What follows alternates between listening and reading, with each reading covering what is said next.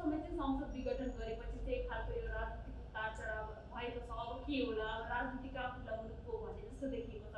यहाँले चाहिँ यो संसद विघटन पछिको अवस्थालाई कसरी मूल्याङ्कन अथवा कसरी दिइरहनु भएको छ? सतहमा देखिएका नेताहरू आफ्ना हैसियत बढायो तर सामाजिक स्वीकृति गुमायो। सामाजिक स्वीकृति गुमाएका कारणले जनताले नेताहरूले पाएका उपलब्धि र नेताहरूकै घरमा सीमित रहेको उपलब्धि हुँदा वा गुम्दा खासै चासो दिएन। अहिले संसद विघटन हुनु भनेको समग्रतामा सांसद पद गुम्नु हो। एउटा नेतालाई आफ्नो पद गुमेकै भरमा यति धेरै त्राहिमाम गर्नु जरुरी थिएन।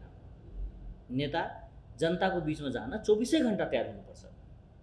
नेताको पद गुम्दा जनस्तरबाट कुरा नउठ्नु, जनताहरू सडकमा नआउनु अथवा मेरो जनप्रतिनिधिको पद यो सरकारले किन गुमाइदियो भनेर जुलुस ननिस्किनु, यो वास्तवमा बहुत ठुलो अशुभ सङ्केत हो कि नेता मारमा पर्दा जनताले चासो नराख्नु।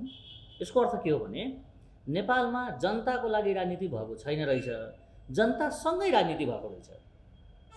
जनता मर्दा, पहिरो जाँदा, आगलागी हुँदा, जनतालाई बेरोजगारी हुँदा, जनता कोरोनाको अवस्थामा त्राहिमाम हुँदा, जनताको शिक्षा र स्वास्थ्यमा यति ठुलो अन्यायपूर्ण व्यवहार भइराख्दा यी नेताहरूले कहिले बोलेको थिएन। आज नेतामाथि विपत्ति पर्दा जनताले बोलिदिएन। यसको अर्थ के हो भने नेपालमा आएका परिवर्तनहरू नेताले ल्याए, नेता आफ्नो लागि मात्र ल्याए, आफ्ना परिवारको लागि मात्र ल्याए, आफ्ना आसेपासेका लठयतका लागि मात्र लिएर आए। जनतासम्म चाहिँ पुगेको थिएन। जनतासम्म पुग्दै नपुगेको परिवर्तन हुँदा पनि के, गुम्दा पनि के। त्यही भएर यो परिवर्तन जुन देखिएको छ, जुन तपाईँले सङ्केत गर्न खोजिराख्नु भएको छ, यो वास्तवमा जनताको चासोको विषय चाहिँ देखिएन। नेपालका नेताहरू आफूलाई केन्द्रमा राखेर, गुटलाई केन्द्रमा राखेर, दललाई केन्द्रमा राखेर जुन राजनीति गरे, त्यसको परिणाम हो कि आज आम नेपाली यो विषयले न हर्ष न विस्मातको जस्तो कुनै प्रतिक्रिया दिएको छैन। हो, कतिपय नेताले आफ्नो कार्यकर्तालाई नै जनताको रूपमा देखे वा हेर्दैछन्। उनलाई के लाग्दैछ भने जनता मेरो पक्षमा छ। त्यो जनता होइन, उनको कार्यकर्ता हो। ओलीजीले बोलाएको ओलीजीको कार्यकर्ता हो, प्रचण्डजीले बोलाएको प्रचण्डजीको कार्यकर्ता हो, जनताहरू होइन। त्यही भएर जनताको पक्षमा राजनीति नभएका, जनताका लागि राजनीति नभएको, जनतालाई परिवर्तनको कुनै खालको अनुभूति नभएका कारण जनता र नेता बीचको ठुलो दूरी बढेको छ। जनताले यो भान भइराखेको छ कि हामीले श्रम गरेर, हामीले समय दिएर हामीले ल्याएको कर, हामीले तिरेको कर, हाम्रो कर यो नेताले व्यक्तिगत जीवनका लागि प्रयोग गरे, पारिवारिक समृद्धिका लागि प्रयोग गरे। हाम्रो देशमा नेताले वंशवादलाई अगाडि बढाए। यिनले दल निर्माण गर्न सकेन, देश निर्माण गर्न सकेन। समग्रतामा जनताले के बुझ्दैछ भने जो नेताले दल बलियो गर्न सकेन, त्यो नेताले देश कसरी बलियो गर्छ। जो नेता आज यो सरकार ठिक छैन भन्दैछ, त्यही पात्र प्रधानमन्त्री हुँदा देशको लागि के गरिदिएको थियो जनताले सोध्दैछ। जसले आज विधिको शासन हुनुपर्छ भन्दै थियो, त्यही पात्र दुई ठाउँबाट पराजित हुँदै कुन विदेशीको बिउ चढेर प्रधानमन्त्री भएर त्यो कुन विधिको शासन थियो भने सोध्दैछ। जसले आज जनमतको कदर गरिएन भन्दैछ, उनलाई जनताले सोध्दैछन् कि तपाईँ प्रतिनिधि सभामा हारिसकेपछि राष्ट्रिय सभामा छिर्दाखेरि तपाईँले कुन जनमतको कदर गर्नुभयो। आज सोध्दैछन्। आज यो पूर्व राजा ठिक थिएन, यिनले वंशवादलाई निरन्तरता दियो भनेर जसले राजाको विरोध गरेर माओवादीको नाउँमा क्रान्ति गरे। आज जनताले उनै नेतालाई सोध्दैछन् कि तपाईँ दुईचोटि प्रधानमन्त्री हुँदा तपाईँले परिवारको 12 जनालाई ठुल्ठुलो पदमा राखिराख्दा तपाईँले वंशवादको सुरुवात गर्नुभयो कि भएन, तपाईँले वंशवादलाई निरन्तरता गर्नुभयो कि भएन भनेर सोध्दैछन्। जसले आज यो सरकार विदेशीको इसारामा संसद विघटन गर्यो भनेर भन्यो, त्यही मान्छेले एउटा टेलिभिजन अन्तर्वार्तामा भारतले हामीले सघाइदिनु पर्यो भनेर बोलिराख्दा जनताले सोध्दैछ कि तपाईँको गुलामी मानसिकताबाट तपाईँ कहिले मुक्त हुने भनेर। तर के छ भने नेताहरू आफै नाङ्गिँदै गएको स्थिति, नेताहरू सामाजिक स्वीकृति गुमाउँदै गरेको स्थिति, वा आफू प्रधानमन्त्री हुँदा मैले देशको लागि यो गरेँ भनेर भन्न नसक्ने स्थितिमा रहेका पात्रहरू सहीमा गणतन्त्रका शत्रु हुन् र यिनकै कार्यशैली, यिनकै सोच, यिनकै परिणामले गर्दा आज यो देशमा सङ्घीय लोकतान्त्रिक गणतन्त्र घृणाको विषय बन्दै गइराखेको छ। अनुपयुक्त व्यवस्था हो कि भनेर जनताले मान्न थालिसकेको छ। संसद विघटनले चाहिँ यो व्यवस्था नै संसदीय व्यवस्था नै खतरामा परेको र अब राजतन्त्र आउने सम्भावना चाहिँ के हो? मलाई लाग्दैन जनताको बिचमा जाऊ भनेको यो चाहिँ अलोकतान्त्रिक कुरा हो भनेर नेताले भन्दैछन्। मलाई लाग्छ लोकतन्त्रमा विश्वास गर्नेहरू जनताको बिचमा जान डराउनु हुँदैन। सही अदालत त जनता हो। नेताका लागि सर्वोच्च अदालत कानुनी अदालत होला, तर वास्तविक अदालत त जनता हो। नेताहरू त हर क्षण हर पलमा आफ्नो निर्वाचन क्षेत्रमा जान सक्छु भनेर त आँट राख्न सक्नुपर्छ। यदि जनतालाई ठगेर जितेर आएको छैन भने, यदि जनतालाई झुक्याएको छैन भने, यदि जनतालाई बोलेका कुराहरू उहाँहरूले पुरा गर्दै हुनुहुन्छ भने उहाँहरू त आफ्नो जितको सुनिश्चितता लिएर जनतामा जानु पर्थ्यो नि। एकातिर लोकतन्त्र मान्छु पनि भन्छन्, अर्कोतिर म जनतामा जान्न भन्छन्। अहिले त संसद मात्र विघटन भयो हो नि, संविधानको मौलिक अधिकार खारिज भएको छैन नि, संविधानमा भएका अरू धाराहरू प्रयोग नगर भनेको छैन नि। सिङ्गो संविधान जीव छ। प्रधानमन्त्रीले संविधान खारिज गरेको होइन, राष्ट्रपतिले संविधान खारिज गरेको होइन। जब संसदको पद गुमिराख्दा यो नेताहरू जुन खालको कोलाहल मचाए, यसले के देखिन्छ भने हाम्रो नेताहरू पदलाई नै केन्द्रमा मान्दो रहेछ, तलबलाई नै केन्द्रमा मान्दो रहेछ, यी भत्तालाई नै केन्द्रमा मान्दो रहेछ, यी जनप्रतिनिधि होइनन्, यिनीहरू तलबी नेता हुन् भन्ने आफूलाई साबित गर्न खोज्यो। संसद विघटन भएको दिनमा सबै नेता आफ्नो आफ्नो निर्वाचन क्षेत्रमा गएर आफ्नो जनताको बिचमा बसेर जनतासँग सहकार्य गरेर आन्दोलन गर्नु पर्थ्यो नि, तर छैन। यसको अर्थ के हो भने यी नेताहरू अब नेपालका लागि, नेपालीका लागि अब उपयुक्त पात्र रहेनन्। यिनका धार र यिनका धारणा फरक रहेछ, यिनका मन्तव्य र यिनका गन्तव्यहरू फरक रहेछ। यिनले जनतालाई झुक्याउनुलाई नै राजनीति ठान्दो रहेछ, यिनले जनतालाई ठग्नुलाई नै राजनीति ठान्दो रहेछ। अब जनताले बुझ्दैछ। हिजोसम्म के थियो भने नेता मात्रले राजनीति बुझ्थ्यो, त्यही भएर उनले जे भन्दा पनि मान्छेले पत्याउँथ्यो। अब जनताले सोध्न थालेको छ कि कोरोनाको बिचमा जनता पाल्ने कि साँप पाल्ने भनेर सोध्न थालेको छ। त्यही भएर अब उहाँहरूलाई असाध्यै गाह्रो छ। र मलाई लाग्छ कि जुन अस्तर रूपबाट नेपालका सञ्चार माध्यम, नेपालका आम जनताहरू सचेतनाको तर्फ उन्मुख हुँदैछ, यो गतिले नेपालमा यस्ता नेता र विदेशीको इसारामा सडक तताउने नागरिक समाज दुवैलाई बढार्छ, दुवैलाई सिद्ध्याउँछ।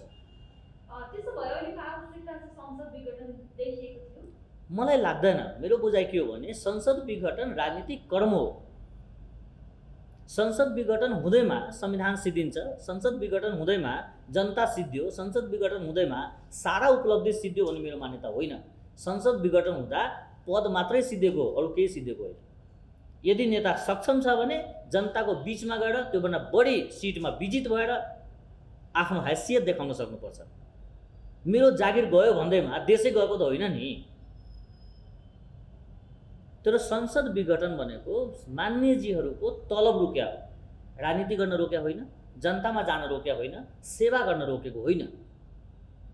तर संसद विघटन हुनु, पद गुम्नुलाई उहाँहरू जसरी सर्वस्व गयो, सङ्घीय लोकतान्त्रिक गणतन्त्र गयो, संविधान गयो, जसरी उहाँले भन्दै हुनुहुन्छ, यसले के सङ्केत गर्छ भने संसदको पद नै उहाँको लागि सबै कुरो रहेछ भन्ने सङ्केत गर्छ। त्यसो भए अबको विकल्प के हुन सक्छ? जनतासँग धेरै विकल्प छ। जनताले अब जातका आधारमा, क्षेत्रका आधारमा, सपनाका आधारमा, भ्रमका आधारमा, विदेशीको इसारामा, पैसामा मत बेच्नु हुँदैन। यस समग्रतामा हामीलाई नै क्षति छ भन्ने बुझ्न थालेको छ। र अब हुने निर्वाचन जुन वैशाख 17 गते भनिएको छ, त्यो निर्वाचनले अब तुलनात्मक रूपमा राम्रा मान्छेहरू हुन्छन्। अब कपटीहरू, छल गर्नेहरू, जनतालाई ढाँटेर आफू चाहिँ त्यही खालको काम गर्नेहरू अब सम्भावना छैन। यसले समग्रतामा काङ्ग्रेसलाई चाहिँ लाभ गर्छ, तर मधेस केन्द्रित दल र चोइटिएका हाम्रो प्रचण्ड र माधव नेपालजीहरूलाई यसले क्षति पुर्याउँछ। किनभने उहाँहरूले गर्नुभएको 500वटा जति बैठकमा कहीँ पनि देश र जनता थिएन। उहाँहरूले पार्टीसँग वा प्रधानमन्त्रीजीसँग जतिवटा बैठक गर्नुभयो त्यहाँ चाहिँ आफ्नो अंश थियो होला, पदको बाँडफाँड मिलेन होला, वा संसदीय पदहरू संवैधानिक पदहरू बिक्रीबट्टाका कुराहरू मिलेन होला वा के होला, स्वार्थ होला, तर त्याग थिएन, जनताका मुद्दाहरू थिएन भन्ने जनताले बुझिसकेको छ। र त्यसले गर्दाखेरि अब उहाँहरूको यो तरङ्गले, यो उत्तेजनाले जनतालाई बढी प्रभावित गर्न सक्दैन। सो नेकपा औपचारिक रूपमा त विभाजन भइसकेको छैन, तर पनि विभाजनै भएको हो। अब त्यो हिसाबले हेर्दा यो देशलाई यो अवस्थामा आउनुमा अथवा पार्टीको यो अवस्था हुनुमा चाहिँ कसको बढी दोष देख्नुहुन्छ यहाँ? हेर्नुहोस्, दोषी दुवै छन्। पहिलो पक्ष जसले आफ्नै पार्टीका विरुद्धमा, आफ्नै सरकारका विरुद्धमा, आफ्नै देश र जनताका विरुद्धमा लागेर बिहानै बैठक, दिउँसै बैठक, राति बैठक गरेर त्यहाँ पार्टीभित्रको कुर्सी मिलान गर्ने, पार्टीभित्र चाहिँ दायित्व मिलान गर्ने, म प्रधानमन्त्री छुइनँ तर मलाई प्रधानमन्त्री सरह नै भूमिका देऊ, भाग देऊ भनेर रोइने कराउनेहरू चाहिँ पहिलो दोषी हुन्। सही भन्नुहुन्छ नि, यो जति झगडा तपाईँले हेर्दै हुनुहुन्छ यसमा कहीँ सिद्धान्त छैन, कहीँ त्याग छैन, कहीँ देश छैन, कहीँ जनता छैन। यहाँ चाहिँ निहित स्वार्थ, म, मेरो पैसा, मेरो परिवार, मेरो ग्राहक, मेरो कार्यकर्ता, मेरो लठायत, मेरो ठेकदारलाई भने बमोजिम यो प्रधानमन्त्रीले गरिदिएन भन्ने कुरा केन्द्रमा छ। र असन्तुष्ट आत्माहरूको समूहले जुन खालको काम गर्यो त्यो चाहिँ आफै नाग्यो। दोषी दुवै हुन्। सरकार र दल फरक कुरा हो। सरकार सबै नेपालीको, दल नेकपाको।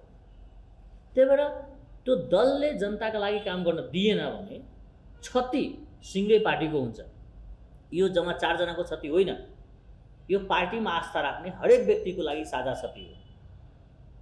यो सरकारले रिजल्ट दिन सकेन भने त्यो पार्टीको क्षति हुन्छ र एक सामान्य कार्यकर्ता जसले गाँस काटेर पार्टीलाई लेबिदिएको छ उनको पनि क्षति हो।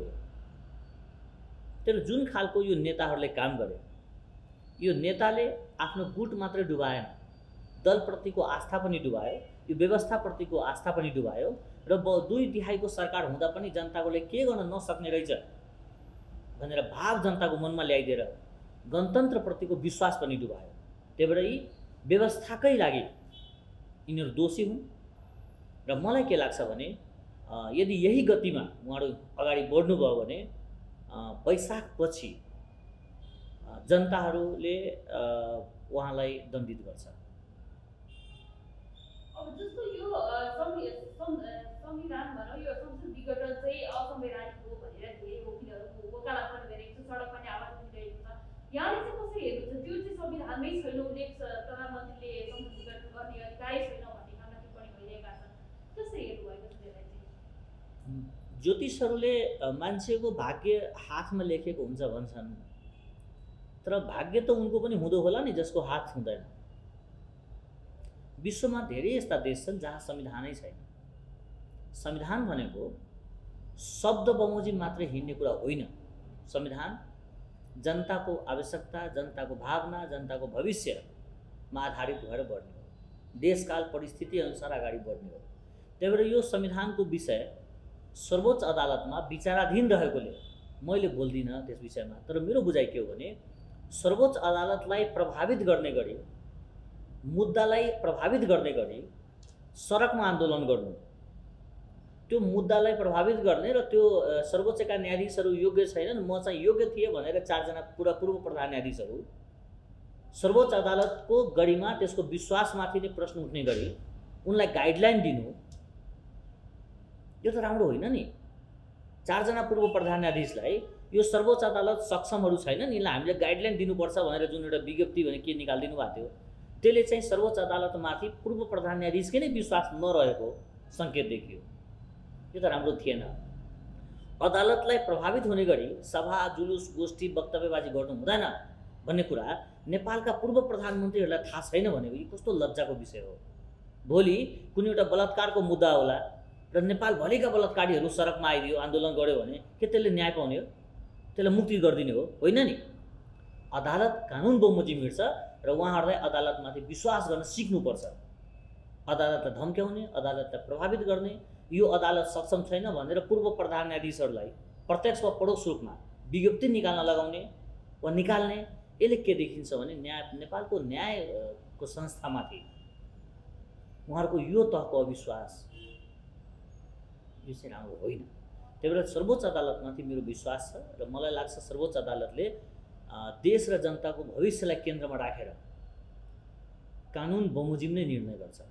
तर त्यो विषयमा बढी भनिराख्न म उचित ठान्दिनँ र यो राजनीतिक विषय हो, यो न्यायिक विषय भन्दा पनि यो बढी जनताको बिचमा जानको लागि भनिएका विषय हो र कुनै पनि लोकतान्त्रिक मुलुकमा लोकतान्त्रिक अभ्यास गर्दै गरेको न्यायालयले कुनै नेतालाई जनतामा नजा, मत लिन नपुग, आफ्नो गाउँमा नजा, यी बस यी तलब खा, म 2 वर्ष थप दिन्छु कसैले भन्दैन।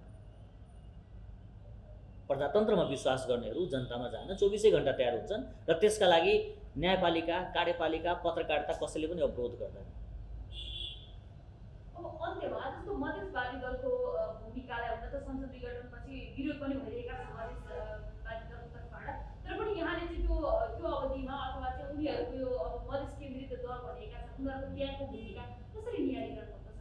हिजोसम्म मेरो संविधानमा अधिकार छैन, यो संविधान मेरो होइन भनेर कालो दिवस मनाउनेहरू आफ्नो तलब गुमेकै दिनदेखि यो संसद विघटन गलत हो भन्न थालेको छ। वास्तवमा यदि मधेस केन्द्रित दलका नेताहरू मुद्दाप्रति वफादार भएको भए संसद विघटन भएको दिन उनीहरूले त दीपावली मनाउनु पर्थ्यो। यो संसद मधेसको पक्षमा छैन, हाम्रो विषयलाई संशोधन गरिदिएन, हाम्रा मागहरूलाई ठाउँ दिएन, त्यही भएर उहाँहरूले कालो दिवस मनाएको होइन। जब पद गुम्यो भनेकै भरमा मेरो जागिर थमौती गर्दै भनेर आन्दोलन गर्न मिल्दैन। तर उहाँहरूको 3टा कुरा प्रश्न छैन। हेर्नुहोस्, मधेस केन्द्रित दल जसलाई चाहिँ वास्तव भन्नुहुन्छ नि यो नेपालको राजनीतिमा राजनीति बिचौलियाको भूमिकामा अगाडि बढेको छ, उहाँहरू मधेसवादी होइनन्। तपाईँले प्रश्न गरौँ, उहाँहरू विशुद्ध अवसरवादी हो, मधेस केन्द्र बनाएर राजनीति गर्दैछन्। उहाँहरूले चाहिँ अब त्यति लामो समयसम्म नेपालमा राजनीति गर्ने अवस्था छैन। मधेस केन्द्रित दलहरू भनेको मधेसका नाममा खुलेका राजनीतिक उपभोक्ता समिति मात्रै हो, जो चाहिँ ठुला पार्टीका विरोध गर्ने र त्यो विरोध बापत मधेसमा मत सङ्कलन गर्ने र सङ्कलित मत फेरि त्यही ठुला पार्टीको पाउमा बुझाएर 2-4 मन्त्रालय लिने यो उपभोक्ता समिति हो। यो उपभोक्ता समितिले पारिवारिक हित र व्यक्तिगत स्वार्थभन्दा माथि कसैलाई लाभ दिन सक्दैन। त्यही भएर अब नेपालमा मधेस केन्द्रित दलहरूको त्यति लामो भूमिका छैन। यी विशुद्ध रूपमा पोलिटिकल डम्पिङ साइड हो। विभिन्न पार्टीमा नअटाएका, अवसर खाइसकेका र टिक्न नसकेका पात्रहरू एक ठाउँमा जम्मा भएका हुन्। यो पोलिटिकल डम्पिङ साइड धेरै लामो जाँदैन र अहिले देखिएका उहाँहरूको आन्दोलन यो विशुद्ध पद गुमेको आक्रोश हो, अरू केही पनि होइन।